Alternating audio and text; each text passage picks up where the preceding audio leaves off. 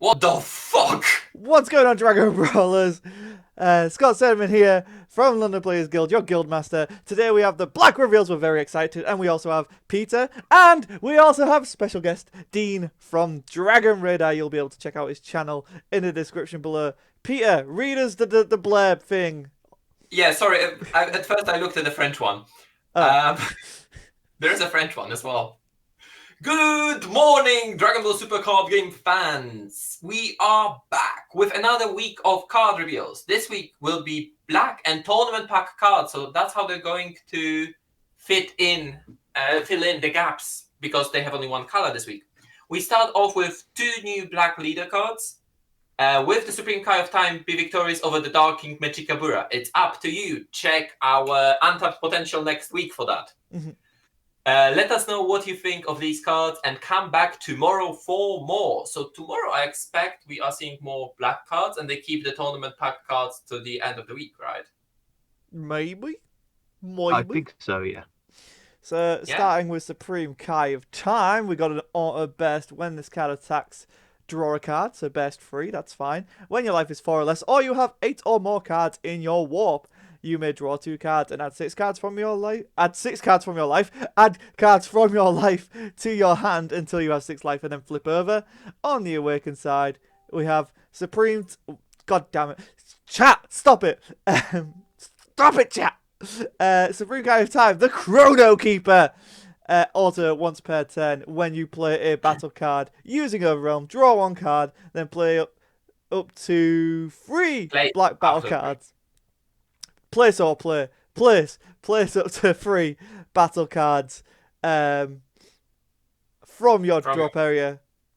From your warp into your drop area. Wow, that just did not happen. Activate main once per turn. Pay 1 specified black. Choose 1 card in your hand, discard it. If you don't have a unison card in play, play 1 black unison card with no specified cost, 9k power from your drop or warp with a marker on it. That means you get demography. Activate main once per turn.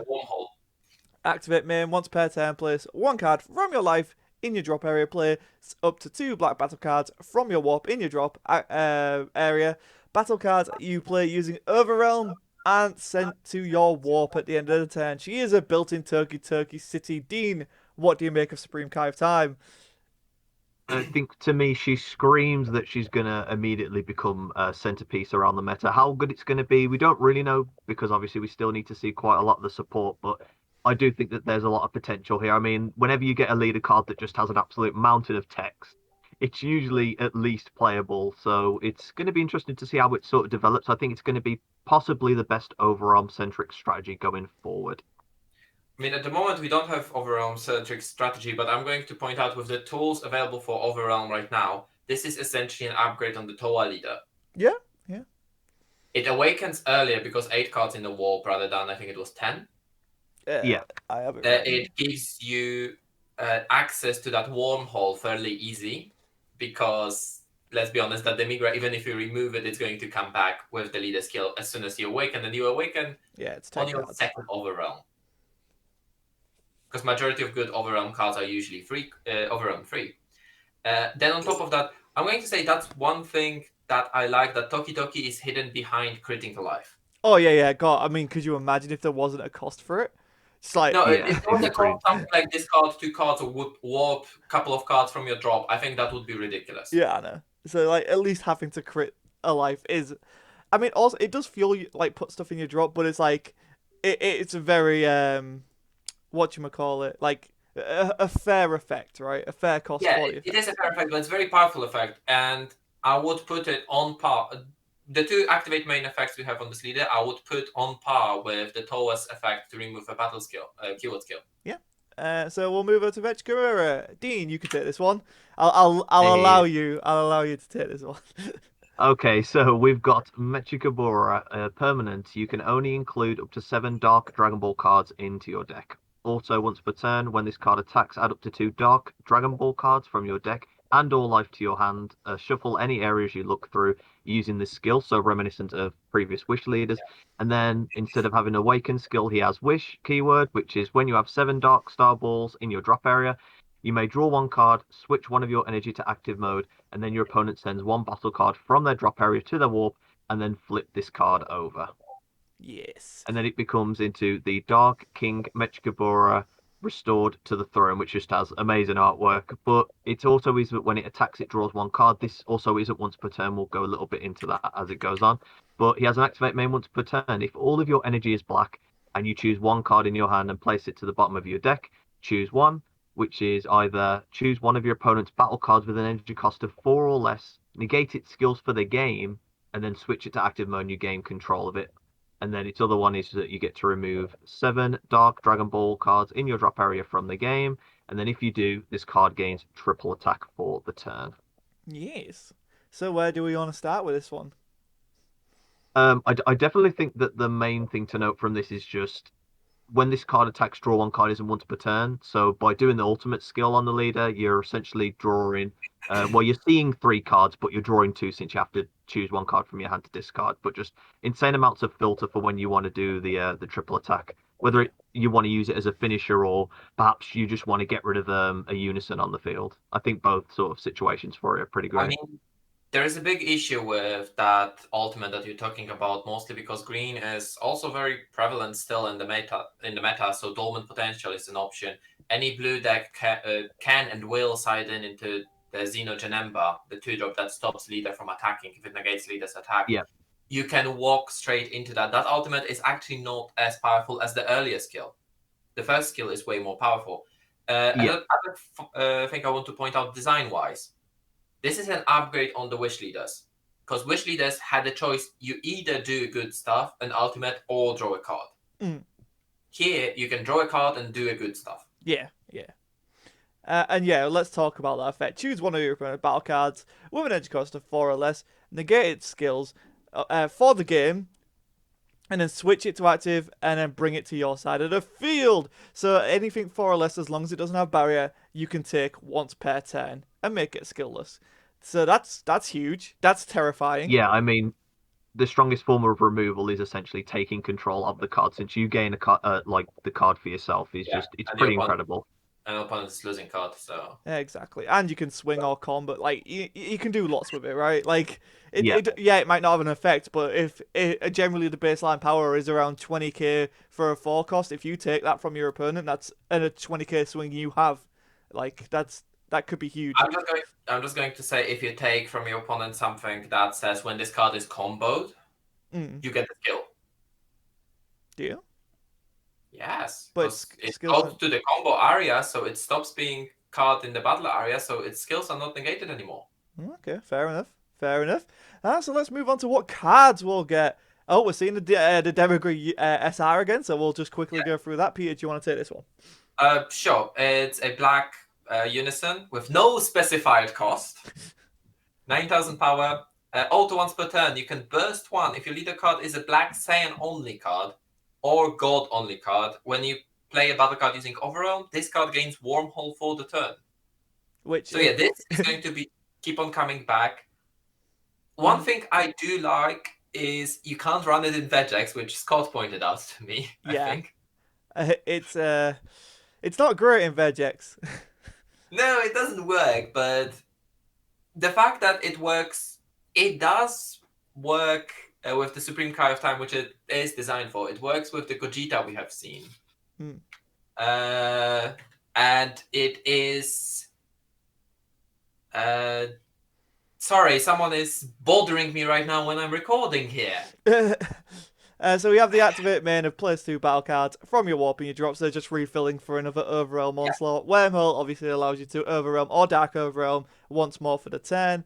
It has the -3 activate main, add up to 2 battle cards with an edge cost of 7 or less, and the Overrealm skill from your warp to your hand, so you can add those pesky mirrors back if you so choose. Yeah, Mirror Creator Absorb is one of those. Refilling on the drop when you need it. The fact that the auto is not a marker skill is also amazing. Yeah, so good. So good. What are your thoughts on it, Dean?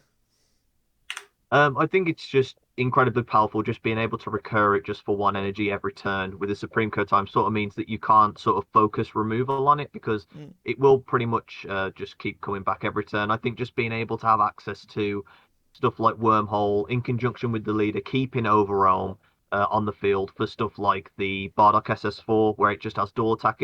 forces the opponent to remove it, because otherwise you're just going to keep getting free, and we just have such good free overwhelms, with the Mass Saiyan and the SS4 bar. Like, it's just super great value for overwhelm strategies at the moment. Straight up. Couldn't have said it better myself. One thing I'm going to point out about this card, and something that Dean said, yes, your opponent will keep on getting this card back, but you do need to remember that there is a cost to bring this back. It's 1 energy and 1 card from hand. Yeah. So your opponent can turn any card in their hand into this. This is an important distinction. Yeah. Because this will force your opponent to reduce their hand size in a way. If you are playing a deck that's generally very aggressive, it might not be something they want to do. That's also a possibility. Yeah, it's super interesting, and I hope we see an SPR for it because it's so cool. Oh baby, oh god, oh spicy. SS3 Bardock breaking free from the mask. It's a 7-drop. It's a 1/10 combo. It's Fate Decay. It has double strike. It's a once per turn, add 1 card from your life to your hand. When your opponent activates a counter-attack skill on an extra card, negate that skill. This skill can't be activated at counter timing. So yeah, it's an auto skill that activates at counter timing. Otherwise, you wouldn't be able. Right. I get. Yeah, sorry, I get it now. Yeah, it can be, not can't be. Oops. Yeah, I was like, wait, how do you stop a counter attack? Normally don't go into pending during the counter timing. Yeah. And the fact that it goes into pending, into counter timing means it can actually stop that counter. Otherwise, it wouldn't be able to stop that counter because auto resolve afterwards. That's amazing. Like, that's quite powerful. So let's see what activate means. It has 4 specified black. If you have 15 or more black cards in your warp, but so you pay it for 4 and you bring it out. That's kind of nuts. So this is kind of like almost filling that mirror slot, kind of. But for way more energy. Activate main once per turn. If your life is at 1, switch this card to active mode. Oh, now that's interesting. I mean, it's big. I want to say something else about this. Dark Broly says hi. Exactly. It's a 30k black battle card. Yep. Dark Broly support. I love it. Exactly support, but I mean, you'll have 15 black cards in your warp, so paying 4 for it. Yeah, I love this. Dean, what are you thinking with it? I actually really like it a lot, apart as well with the artwork. It's absolutely fantastic. Yeah, but my problem with it is that even with paying 4 for it and having 15 or more in the warp, it's just there's no deflect or no barrier. So that's true. You've got Freezer counterplays and the Trunks counterplay is going to be a real problem for it. But I think if it manages to stick on the board, just the amount of value you get from it if you're playing it for 4 energy, which you're pretty much going to, is just, I think it's still a pretty incredible card if it sticks. Yeah, I mean, you push through and then if they counter it, you take a life. If you're at 2 life and you push down into 1, and you're so you not only are you getting through with a double strike Fate Decay, without any combos, which is huge. In something like Dark Broly where you have Kais and all that lot, that could be really scary. Especially if it's for game. Holy crap, if it's for game. You can stop Dolphins, for example, right? Yes, you could. Or strategies like Vegex, maybe? I see. I was thinking of that. Maybe in the mid-range version of Vegeta, I could actually see this as a 1 or a 2 of. I think just for a big finisher and just dump a load of combo power on it. I could definitely see that working. Yeah. And again, if you're at that 1 life, that switching to active mode is really good. I mean, does the Vegeta counter play only rest it on the incoming, right? So it doesn't rest it for the turn, or does it rest for turn? I believe it's only when it comes into play. So even if you get hit by the Vegeta counter, if you go down to 1 life, you can restand it. Yeah, exactly. Yeah. So I don't know. There's a lot here that I like about it. Oh, there's a lot I like about the next card, though. Go on then, Peter. You can take this one. You sure? Yeah. As much as I want to talk about my waifu, I'm still salty about the case, so I'll let you take it. I mean, we have your favorite time Labyrinth Unleashed. That's true. That you were hoping for to be a secret. I was betting on this being a secret, but oh well. So it's a free drop 5,000 power battle card. Counter attack, negate the attack and play this card. Simple enough. But if you or your opponent have 3 or more cards in their warp, What? reduce the energy cost of this card in your hand by 2. So I overwhelm and I have a 1-drop negate. That's funny. Works in any deck, no leader specific. Yep. If your leader card is black, any black leader, when this card is played using counter-attack skill, choose up to one of your opponent's battle cards, send it to its owner's warp. At the end of the turn, play any cards sent to a warp by this skill to their owner's battle areas with their skills negated for the turn. Huh. Yeah. Interesting. You can remove combo piece, you can remove a potentially scary attacker. It's just anything, it's not limited. Yeah, as long as your leader is black. And I actually think this wouldn't be bad in Mechikabura. No, it wouldn't. Damn. That's kind of scary, Dean. Yeah. Yeah, I completely agree with you. I think that this is a really, really good card. I think potentially there is ways that you can sort of play around it by not splurging a lot of stuff on board. But with a lot of decks now, even when they pass the turn over to their opponent, they already have a lot of stuff on board. Yeah. So it's really hard to kind of play around it. Like, if they swing with a leader card or a unison, and then you just play this for one.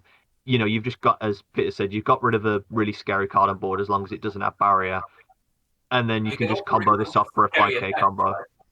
Like in King Pickle, we have seen Symbol is really scary with the draw effect. If they swing before they activate that effect, you just remove that draw. So Exactly. So this will create a mindset that if you play against the black deck, you need to remember this card is a thing. Yeah, really good point. Really good point. Keep people on their feet. Yeah. Dean, you want to take this one? Yeah, sure. So with the next one, we have the SS4 Vegeta thwarting the Dark Empire. Clearly meant for Dark Broly as well, since it has the 30k power, but it's a critical. Overarm 6 for 1. It's not specified black though, it's just one of anything. And then its auto is when this card attacks, you choose any number of your opponent's battle cards that add up to a total energy cost of 4 or less and send them to the owner's warp.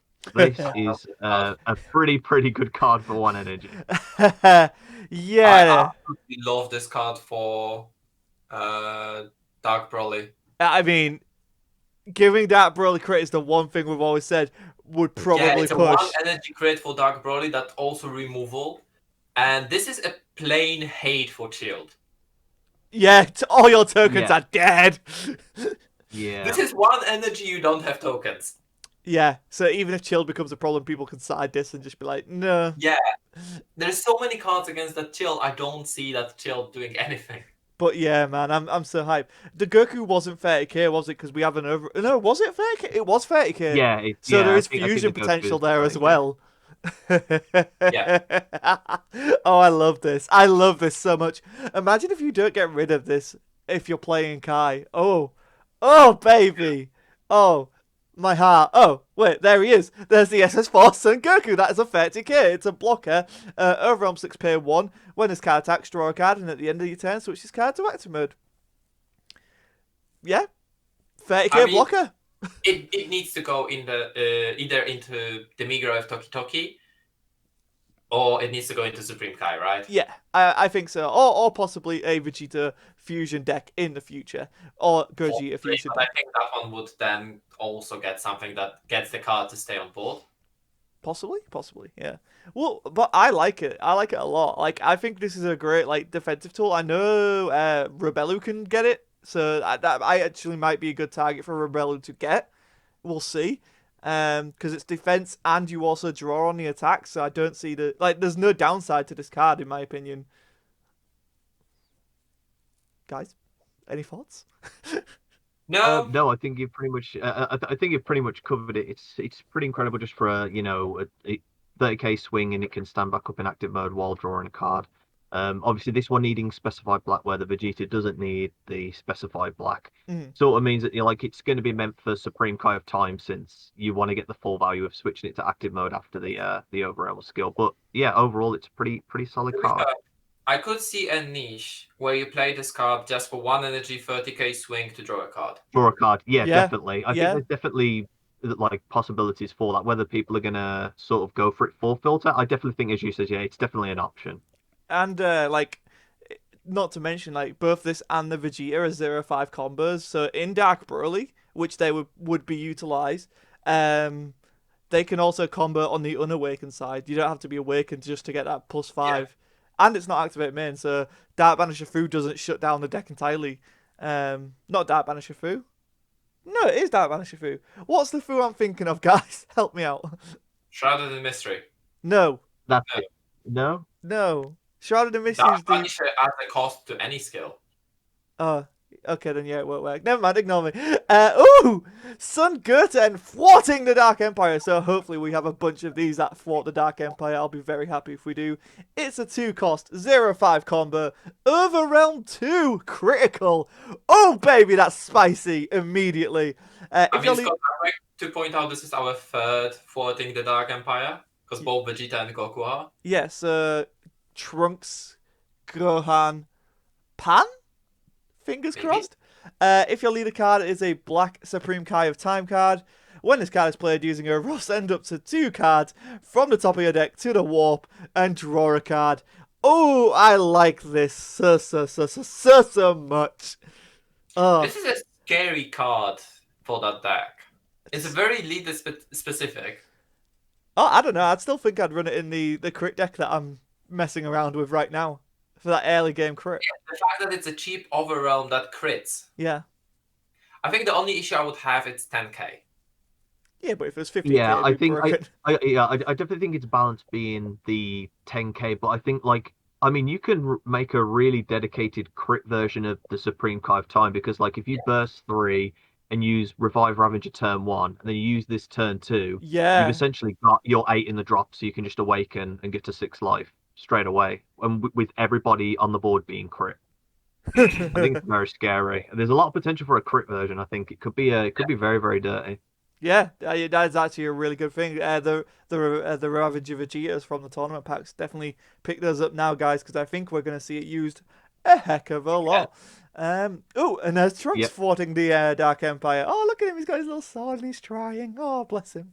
God, yeah. Peter, you can take this one. Yeah, he's not a god yet. We're gonna get it. I just don't know when. So this one is essentially exactly like Goten, but has double strike instead of crit. I mean, that's good then. That's versatility. I like that then. Oh, that's really cool. Especially it can be an interesting finisher, but again, it's a 10k. That is true. I think I would more often run Goten over Trunks. Oh yes, straight up, right? Crit over double strike any day, especially with an overrealm deck. But yeah, like especially if they have 10k, so you can only hit unawakened leader. Yeah, but I mean, Black also has really easy use of Kai, so yeah. It is interesting that both of those send cards straight to the warp. They don't put them in your drop. Yeah. So you don't get the fuel for the next overrealm. Yeah. Yeah, that's why I think it's really focused on the Kai, like, because obviously she. But the deck doesn't have anything that brings cards back. Yeah, it does. I mean, the Demography Unison is a -3, but I don't think most people are going to be using the -3 a lot. Yeah. You have burst 3 on the leader, burst 1 on the Migra. You have those guys that that warp the top 2 cards. You don't have anything that brings cards back to your deck like Vegeta's leader did. That's true. Oh yeah. Right. So you feel, yeah, I get what you mean. So you're not on about bringing cards from warp to drop. You're on about from. Yeah, I feel like basic resources that you can lose through decking yourself. Yeah, you're gonna mill out. Yeah, I feel like you can. I feel like you're going to be building like super aggro anyway, just because of like using Wormhole to the best of its ability. But yeah, that could be a bit of a problem. Maybe depends how people. We'll have to see when the full deck's out how it's going to work. But I definitely think that it's going to be a sort of turn 3, turn 4 aggro style deck, just swarming the field with double strikes and crits. But it'll be interesting to see how it goes. I actually think it's going to end up like Toa with that Vegeta that let you put cards back into your deck when you overroam. Time reg. Time reg, thank you. That's all right. True. Dean, take up our fusion, baby. Okay, so we got the SS Gotenk Surging Strike. Our first Gotenk unique dual attack. Overarm 6 to specify black. or Xeno Evolve for 1 black over a black Gotenk Xeno with an energy cost of 3. It's 25k power, and its auto is when this card is removed from your battle area by an opponent's skill, you get to play up to 1 Son Goten Xeno and up to 1 black Trunk Xeno card with energy costs of 3 or less with the Overwhelm skill from your drop area. So these two. Yep, exactly, the two that we've just been over. And then Which... the activate battle is 1 specified black. He gains 10k power and double strike for the battle, which is insane because it's not even once per turn. It's not once per turn. Battle. Yeah, we were talking about that. Essentially, you can drop this as the last card from your hand. Yeah. Have tons of energy open, and you just swing for the boost last damage, and then you just tap out. Yeah, and this sticking around is horrifying because it becomes a problem immediately, and then if your opponent removes it, you get the materials back, and I'm sure that free drop Gotenks is going to be quite fun to play with as well. Yeah. I love this. I love this one. I think it's such a cool design, and it's also returned to Xeno Evolve, which we haven't seen in forever, and I actually think it's useful this time. Like, I mean, it's a lovely design for an uncommon. Yeah, straight up. This feels like an SR, like straight up, like no cap. It, like, so like the next card, it feels like an SR. We got even more. So we have Clash of the Masked Warriors. So this is what it was referring to, and I wanted to talk about it at the time, but I wasn't sure. But now I am. So Bardock puts back on the mask and becomes Super Saiyan 3 to clash with the Masked King, which ends up being King Vegeta Xeno, which no one saw coming. Absolutely shocking revelations here in a Dragon Ball Super card game. It is a 1-cost black extra card. Activate battle, choose one of your opponent's unison cards. Your opponent may remove a marker from that card. If they don't, your leader card doesn't take damage from attacks by their union cards with strike skills for the battle. Interesting. Very interesting. I think it's going to be a really good side deck card for unison focus strategies. I don't know whether this is going to be like a main deck stable, but I think this gives black a really, really good option. But it's also not even black reliant. No, like, it's any deck. Black reliant. It's a very generic card. But I'm only going to point out that this card is not as good as you would think. This is against unisons like the Vegeta Xeno, which usually are going to -4 themselves to leave on 1 marker and get double strike. Yeah. That's when it's good, because they need to be on 1 marker for this to matter. That's the point of it. And they need to have a strike skill. That's important. They need to have a strike skill. If they don't have strike skill, this card does nothing. And strike skill is double, triple, quadruple, you remove a marker. Oh no, because then they can just say, "No, I don't remove a marker, but I don't take that." Like, I don't. Sorry, I see what you have a strike skill. It still hits. Yeah. This is good against the decks that go for the game with Champa. That would be interesting. But then we have seen King Pickle do that, but then usually they have like 12 markers on their Piccolo Jr. That is true. So it's an interesting one. It's an interesting one. It's an interesting card. I think it's a very, very niche, and I don't think that niche is going to be fulfilled. That's fair. I mean, then again, I keep saying King Vegeta Xeno is going to be the finisher of King Cooler, so King Cold, sorry. So you never know. And that's today's reveals, guys. Dean, since you're our guest, where do you want to start? What do you want to talk about? What are your thoughts? I think overall it's looking like it's really, really good for black. I mean, like, it's not like black needed that much of extra support, to be honest, but I think that the 2 new styles of leader with the Mechi and with the Chrono Keeper Supreme Kai of Time offer quite different strategies. I still think we need to see a bit more of the Mechi support, but we saw quite a lot of the Kai of Time support. I think that it's going to be very, very strong. It's going to be interesting to see what sort of style of builds people go for, whether it be a crit-centric build or whether people just go full frontal aggro with double strikes. But I think that it's got a lot of options. It's going to be a big toolbox. It's just going to be really interesting to see where black goes from when the next set comes out. That's a really good point. Peter, what you got to say on today's reveals? I like to see Wish coming back. Yes. It's done in interesting way, but it doesn't feel too playable for me. Okay, we need to see some support for it, because as it is right now, it doesn't do what I liked Wish to do, if you know what I mean. Yeah, guys, just a thought.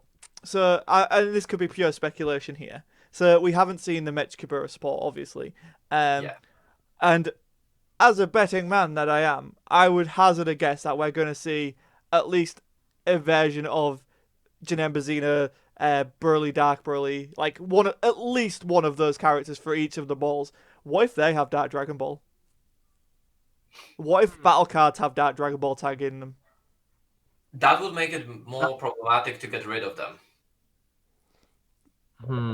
It would be interesting. It'd also be a way that you could support previous versions of the deck, but it's going to be a bit weird if they do that. But again, we have no idea until we see any support. So your guess is as good as anyone. So it's going to be interesting. One issue I have, if they do, that means that you can put a too limited version of your main cards into your deck. Yeah, that's true. Yeah, because you can only have 7 of them. Play 7 Dark Dragon Balls in your deck. You can't even run 2 play sets. Yeah, that's true. That's true. Yeah, well, we'll see. We'll see what happens. We'll look forward to it. But we also have promos, which is interesting. And yeah, I'm very much in the camp of Supreme Kai. Looks stupidly fun right now. The Bardock SS3. The Bardock SS3 has me very excited in the pants. Will it get an SPR? We can only hope. But then again, how do you improve upon perfection like that artwork? You don't. The Supreme Kai of Time Labyrinth Unleashed. I knew it was coming. I just didn't know it was I wanted it to be a secret. Damn it! I wanted it to be a secret. But we can't always get our waifus as secrets. Well, we got Robello actually, so we can. Turns out we can. Really good negate. The Dark Broly support, which is not maybe intended to be Dark Broly support, could be very intriguing. And of course, ending on that Super Saiyan Gotenks. Oh, I'm so excited for Xeno Evolve. I really need to see that free drop and be excited. And I think that covers it. Dean, plug your channel. Tell the people where they can find you. Well, people can find me on YouTube. I also have a Discord as well at the Dragon Radar.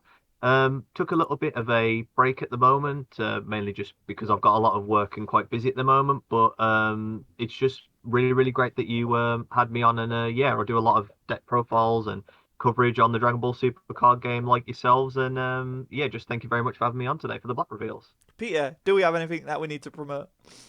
We have more events actually on our website now. Yeah, we have a 2-star and 3-star Dragon Ball event coming up in April and May, respectively. And while you're on the website, LondonPlayersGuild.com, see what I did there? That was pretty cool. It's pretty smooth. You can actually pre-order this set. We do have it up for pre-order, and hopefully the picture's fixed now. It's not fixed yet, but it should be before this is uploaded. Okay, there you go. So it might or might not be fixed.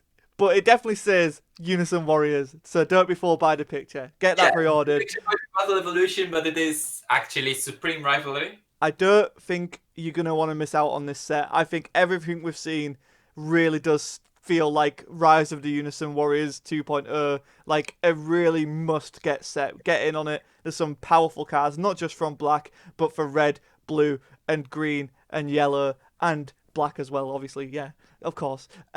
Will we see multicolor? We don't know, actually, because they've gone to promos, which, if they did have multicolors, I would have thought they'd do both rather than promos. So it's going to be an exciting week, guys. And you can join us by hitting that subscribe button, leaving a like. And if you dislike this video, leave a dislike. But then leave a comment below to let us know how we can improve, because that's how feedback works.